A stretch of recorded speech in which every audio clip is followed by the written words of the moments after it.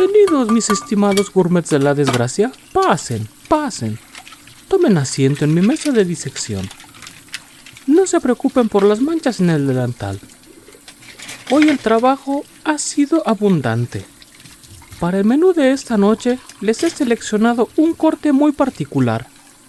No es la carne exótica de lo paranormal, ni el sabor rancio de las leyendas antiguas. No, el platillo de hoy tiene el gusto inconfundible de la realidad urbana.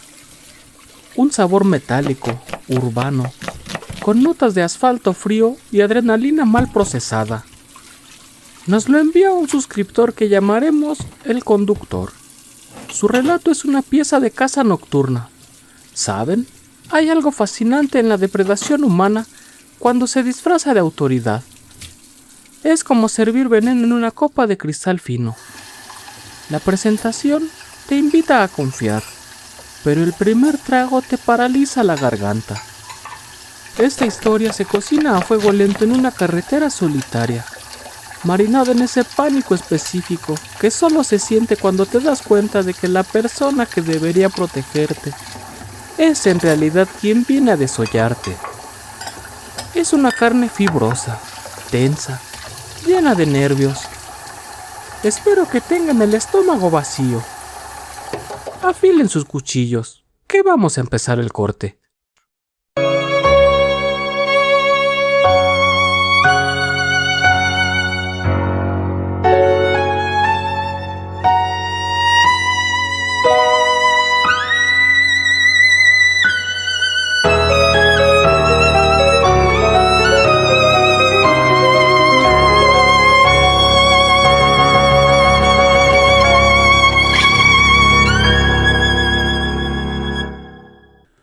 Hola, desgozador. Te escribo esto con las manos todavía temblando, aunque ya pasaron 2 semanas. Dicen que el cuerpo olvida el dolor, pero creo que nunca olvida el miedo. Ese se te queda pegado en los huesos como grasa fría. Llevo 3 años manejando para aplicaciones, Uber, Didi, lo que caiga. Cuando lo haces de tiempo completo, desarrollas un sexto sentido. O más bien, aprendes a leer la ciudad como si fuera un organismo vivo. Sabes qué calles respiran tranquilidad y cuáles están conteniendo un aliento antes de gritar. Sabes distinguir al pasajero borracho que solo quiere llegar a casa, del tipo que se sube y te mira la nuca fijamente por el retrovisor, sin decir una sola palabra. Esa noche era martes, o miércoles de madrugada técnicamente, las 3:15 AM. El aire estaba pesado, húmedo, de esas noches donde las luces de la ciudad se ven difusas, como si tuvieras grasa en los ojos. Me cayó un viaje en la zona industrial de Ecatepec, en los límites con la Ciudad de México. Es una zona que de día es un hormiguero de camiones de carga y ruido, pero de noche es un cementerio de concreto, naves industriales gigantescas, bardas de 3 metros con alambre de púas, y calles tan anchas y vacías que sientes que te pueden tragar. El pasajero, llamémosle Luis, era un chico joven. Salía del turno nocturno de una maquiladora. Se subió atrás, murmuró un buenas noches que apenas escuché, y se hundió en el asiento. Iba fundido. A los 2 minutos vi por el retrovisor que cabeceaba. Yo iba tranquilo. Tenía puesto un playlist para no dormirme, el aire acondicionado al mínimo para no empañar los vidrios, y mi termo de café ya a la mitad. Todo era rutina, la bendita y aburrida rutina. Tomamos una avenida larga, la vía Morelos, pero en un tramo que estaba en reparación. Así que el GPS me desvió por unas calles secundarias, entre fábricas abandonadas. No había nadie, ni un alma, solo el sonido de mis llantas y el motor ronroneando. Entonces las vi. Fue un destello repentino en mis 3 espejos retrovisores al mismo tiempo. Una explosión de la luz azul y roja que inundó la cabina del coche, el estrobo. Mi primera reacción no fue miedo, fue molestia. Pensé, maldita sea, ¿qué hice? ¿Me pasé un alto que no vi? ¿Voy muy rápido? Miré el velocímetro, 45 kilómetros por hora. Iba despacio. Bajé el volumen de la música. ¿Jefe? Escuché la voz de Luis atrás. Se había despertado de golpe por las luces. Tranquilo, le dije tratando de sonar seguro. Es una patrulla, seguro es rutina. Puse las intermitentes y empecé a orillarme. Aquí es donde el chef diría que los ingredientes empezaron a oler mal. Mientras frenaba miré por el retrovisor central. La patrulla era un Dodge Charger, el modelo estándar que usan aquí, pero había algo raro. Las luces de la torreta no giraban con el ritmo habitual. Eran demasiado rápidas, demasiado agresivas, casi epilépticas, y estaban demasiado brillantes, como si fueran LEDs baratos comprados en una refaccionaria cualquiera, no el equipo reglamentario. El coche se detuvo detrás de mí, muy pegado, casi besando mi defensa trasera. Apagué el motor, pero dejé la llave en posición para tener energía eléctrica. Bajé mi ventanilla solo unos 3 centímetros, lo suficiente para pasar documentos, pero no para que metieran una mano. Es mi regla de oro en la madrugada. Esperé y esperé. Normalmente el oficial baja de inmediato o te habla por el altavoz, pero aquí no. Pasaron 30 segundos eternos. El silencio afuera era absoluto, roto solo por el sonido de mis intermitentes. ¿Por qué no se baja?, susurró Luis. Podía oír el miedo empezando a burbujear en su voz. No sé, no te muevas mucho. Manos visibles. Finalmente escuché la puerta de la patrulla abrirse. Un rechinido seco, falto de aceite. Miré por el retrovisor lateral izquierdo. Vi una silueta oscura acercarse, caminaba despacio.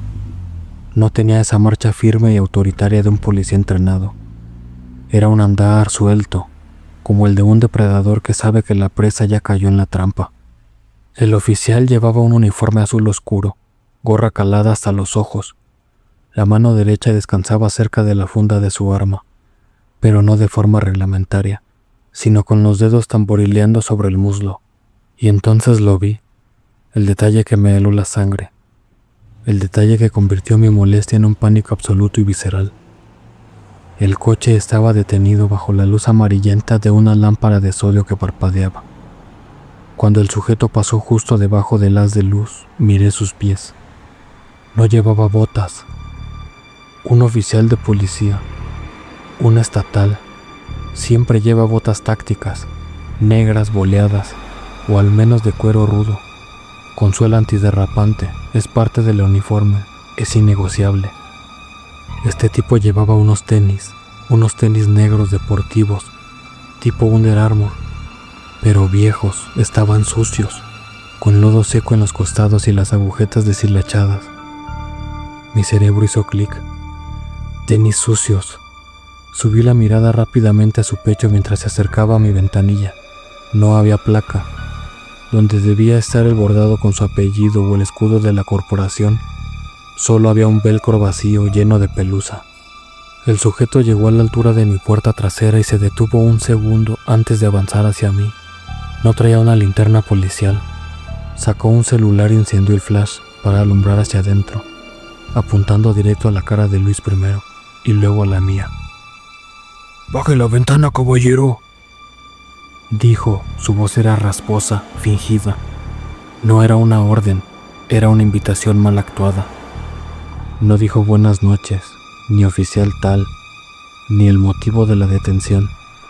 Solo baje la ventana. Sentí un sabor a cobre en la boca. Mi corazón latía tan fuerte que me dolían las costillas. Miré el seguro de la puerta, estaba abajo. Miré mi mano derecha, estaba sobre la palanca de velocidades. El sujeto golpeó el cristal con los nudillos, un golpe seco, impaciente. «Que baje la ventana, le digo, revisión de rutina», gritó, y esta vez su tono cambió. Ya no era el policía, era el delincuente perdiendo la paciencia. Vi su mano ir hacia la manija de mi puerta e intentar abrirla con violencia. ¡Arranca!, gritó Luis desde atrás con la voz quebrada. En ese microsegundo el tiempo se detuvo. Vi los ojos del tipo a través de la rendija de 3 centímetros. Estaban inyectados en sangre, muy abiertos. No había ley en esos ojos, había hambre. Sabía que si bajaba ese cristal no íbamos a volver a casa, ni Luis ni yo. Íbamos a terminar siendo una estadística más. tirados en ese baldío industrial. Apreté el embrague a fondo, metí primera, pisé el acelerador a fondo. Mi coche es un sedán compacto, motor 1.6, un coche de ciudad pensado para ahorrar gasolina, no para correr. Pero en ese momento le exigí todo lo que tenía. Al soltar el embrague, las llantas chillaron sobre la grava suelta del acotamiento. Escuché un golpe seco en la lámina de la puerta trasera. El tipo había intentado agarrar la manija o golpear el vidrio, pero el tirón del arranque lo desequilibró. Por el retrovisor vi cómo trastabillaba hacia atrás con esa torpeza de los tenis sucios resbalando en el asfalto. ¡No pares, cabrón! Gritaba Luis, mi pasajero. Ya no estaba recostado, estaba girado hacia atrás mirando por el medallón trasero. Entré a la avenida principal derrapando. Gracias a Dios no venía nadie. Miré el velocímetro, 60, 80, 100 kilómetros por hora. El corazón me latía en la garganta, un bulto caliente que no me dejaba tragar. Ya la hicimos, dije, más para mí que para él. Ya la hicimos, se quedaron atrás. Miré por el retrovisor, la calle estaba oscura. Solo la luz naranja de las luminarias lejanas, pero entonces la oscuridad se rompió. Luces altas, cegadoras, y luego el estrobo azul y rojo. Ese parpadeo epiléptico rebotando en el interior de mi coche, como una discoteca del infierno. El Charger negro salió de la nada. Esos coches tienen motores V8, son bestias. En cuestión de segundos, la distancia que les había sacado se esfumó. Lo peor fue que no encendieron la sirena. Eso fue lo que me dio más miedo. Una patrulla real en persecución enciende la sirena para alertar al tráfico, para pedir permiso. Estos no. Venían en silencio. Solo el rugido de su motor y esas luces malditas. No querían alertar a nadie. Querían cazarnos en silencio. ¡Nos alcanzan!, gritó Luis. ¡Marca el 911! Marca tú, yo voy manejando. El coche se me pegó a la defensa trasera. Sentí un golpe leve, un besito. Estaban jugando con nosotros, a esa velocidad. Un toque mal dado nos haría volcar. Mi volante vibraba violentamente. Llegamos a una recta larga. La zona industrial seguía desierta. Muros de concreto interminables a los lados, sin salidas, sin gasolineras, sin gente. La patrulla falsa se abrió al carril izquierdo. Se pusieron a mi par. Bajé la velocidad un poco pensando en dejarlos pasar, pero ellos frenaron también. Se mantuvieron lado a lado. Volteé a mi izquierda. Los vidrios de la patrulla estaban polarizados al máximo. Negro total. No podía ver quién manejaba ni cuántos eran. Solo veía mi propio reflejo aterrorizado en su ventana. Y entonces dieron el volantazo. Se me echaron encima. El golpe fue metálico, horrible. El sonido de chapa contra chapa a 110 kilómetros por hora. Y es como un grito agudo que te taladra los dientes. Mi coche se fue hacia la derecha, hacia la banqueta. Luché con el volante. Sentí que las llantas del lado derecho mordían la tierra del acotamiento. ¡Nos van a matar!, lloraba Luis. Tenía el teléfono en la oreja. ¡No contestan, maldita sea!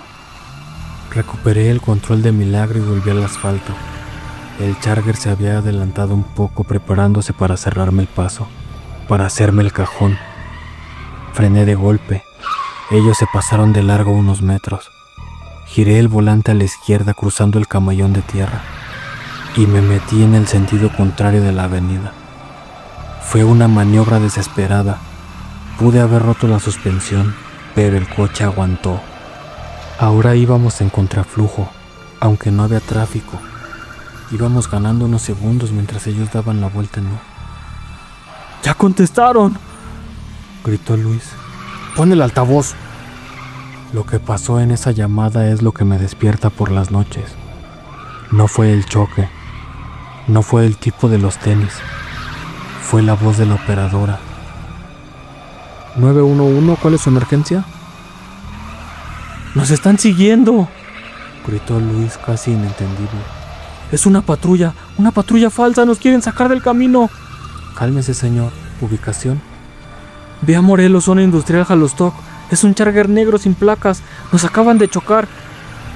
Yo seguía manejando, mirando obsesivamente al retrovisor. Ya veía las luces azules otra vez a lo lejos, dando la vuelta, viniendo por nosotros. Describa el vehículo agresor, dijo la operadora. Su voz era monótona, burocrática, como si estuviera llenando un formulario para renovar una licencia. Es una patrulla estatal, pero es falsa. El oficial no traía botas. Nos quieren secuestrar. Luis estaba histérico. ¡Manden a alguien! ¡Nos van a matar! Hubo un silencio en la línea. Solo se escuchaba el tecleo de una computadora al otro lado. Señor, dijo la operadora. Su tono cambió. Bajó la voz como si alguien la estuviera escuchando. ¿Dijo que está en el sector industrial cerca de las vías del tren? Sí, ya vienen otra vez. El silencio se alargó 2 segundos más. Señor, escuche bien. La voz de la mujer se volvió fría, urgente, sin pizca de empatía, sino de advertencia fatal. No tenemos unidades disponibles para ingresar a ese sector en este momento. ¿Qué? Luis se quedó helado. No hay unidades, la unidad más cercana está a 20 minutos. ¡No tenemos 20 minutos! Grité yo hacia el teléfono. Y entonces, la operadora dijo las palabras que me confirmaron que estábamos completamente solos en el universo. Mantengan la línea y escuchen, no se detengan. Si ven a otra patrulla, no se detengan, salgan de esa zona. No se detengan por ningún motivo, ni siquiera si les marcan alto con altavoz. Se me heló la sangre. La policía me estaba diciendo que no me detuviera ante la policía. Ellos sabían que esa patrulla falsa estaba ahí cazando. Sabían que operaba en esa zona. Y sabían que no podían o no querían entrar a sacarnos. ¡Ahí vienen!, gritó Luis. El Charger negro nos alcanzó de nuevo, esta vez de frente. Venían en el sentido correcto, nosotros en contraflujo. Vi sus faros iluminar mi cabina. Iban a chocar de frente contra nosotros. Era un juego de la gallina. Ellos pesaban 2 toneladas, yo 1. Si chocábamos éramos carne molida. Dicen que cuando estás a punto de morir ves tu vida pasar. Mentira. Yo solo vi 2 faros halógenos gigantes que se tragaban el mundo. Cerré los ojos. Apreté el volante hasta que sentí que los nudillos se me iban a romper. Aceleré. No iba a frenar. Si me iban a matar, me los iba a llevar conmigo. Era un pensamiento estúpido, animal, pero era lo único que tenía. 1 segundo, 2 segundos. El rugido del V8 era ensordecedor. Y entonces el volantazo. No fui yo, fueron ellos. En el último microsegundo, el instinto de conservación de los bastardos pudo más que su hambre. El Charger negro dio un bandazo violento hacia su derecha para evitar el impacto frontal. Sentí el viento del coche pasando a centímetros del mío. Escuché el rechinido agónico de sus llantas perdiendo tracción. Y luego un estruendo seco, brutal. Habían perdido el control y se habían estrellado contra el muro de contención de concreto. No miré atrás. ¡Sigue! Gritaba Luis, pero su voz sonaba lejana, como bajo el agua. Mis piernas temblaban tanto que apenas podía mantener el pie en el acelerador. Salimos de la zona industrial. Vi luces a lo lejos, la civilización. Una avenida con tráfico real, con camiones, con gente normal. Nunca me había alegrado tanto de ver un Oxxo. Manejé 20 minutos más sin rumbo fijo, solo alejándome de ese sector maldito, hasta que llegué a una gasolinera muy iluminada, en una zona transitada de la Ciudad de México. Me estacioné bajo la luz blanca y fría de la marquesina. Apagué el motor. El silencio que siguió fue peor que el ruido de la persecución. Luis y yo nos quedamos sentados ahí, mirando hacia la nada. El aire acondicionado estaba apagado, pero yo sentía un frío glacial que me nacía de la médula espinal.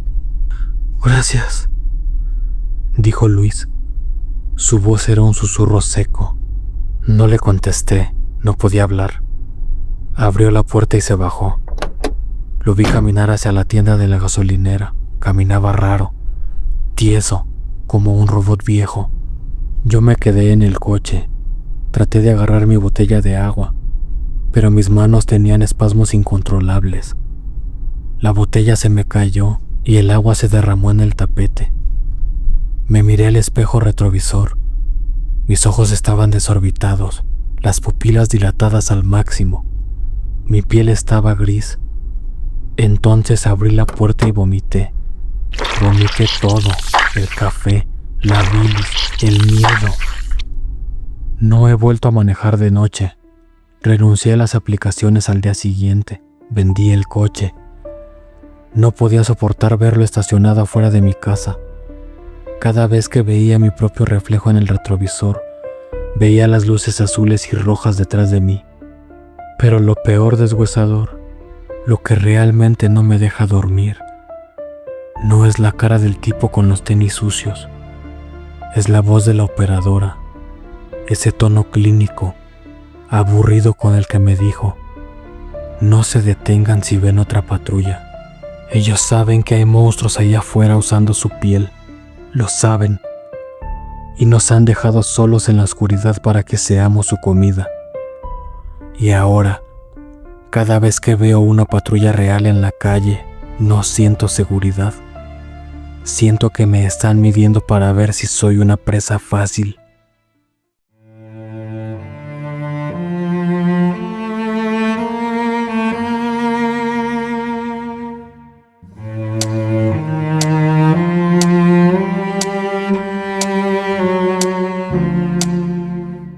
Exquisito, simplemente exquisito.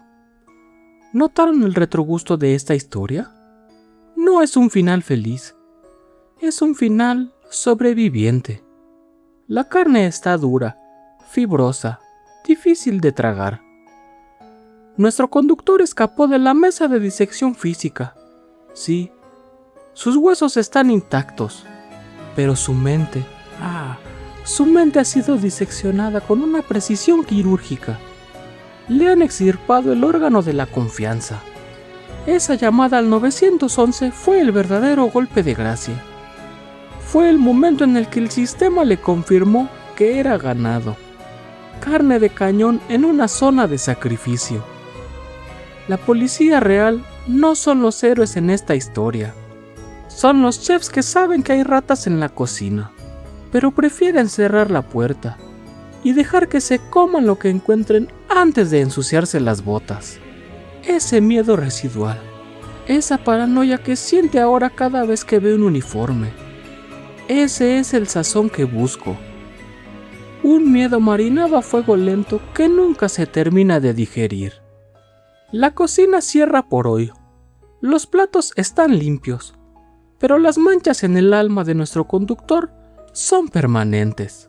Si ustedes, mis queridos ingredientes, tienen una historia que les haya dejado un sabor similar, una experiencia que les haya demostrado que son presas en este mundo, envíenla. Mi mesa de trabajo siempre tiene espacio para carne fresca. Suscríbanse si quieren seguir probando los cortes más oscuros de la realidad. Denle like si el platillo de hoy les revolvió el estómago de la manera correcta. Yo soy el deshuesador. Y recuerden, la próxima vez que vean luces azules en su retrovisor, revisen el calzado del oficial.